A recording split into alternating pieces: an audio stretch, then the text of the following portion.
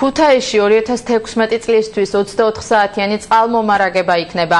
51-16 ქუჩაზე ამორტიზებული მაგისტრალი იცვლება პროექტს აზიის განვითარების ბანკი აფინანსებს, სამუშაოებისთვის კი 31 მილიონი ლარია გათვალისწინებული. ვაჟა-ფშაველას ქუჩაზე 3 ახალი რეზერვუარი შედგება, რომელიც ქალაქის ცენტრალურ ნაწილში წყლის 24 საათიან მიწოდებას უზრუნველყოფს.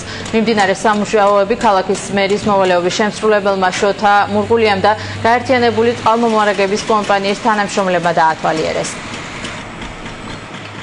ახალი რეზერვუარი შენდება ვაჟა-ფშაველაზე, საერთო ჯამში 10,000 კუბი იქნება. შედარებისთვის რომ გავაკეთოთ, ესე იგი, ეხლა მოქმედებდა 5,000 კუბიანი, ანუ ნახევარი მოცულობის დაზიანებული ამორტიზირებული რეზერვუარი.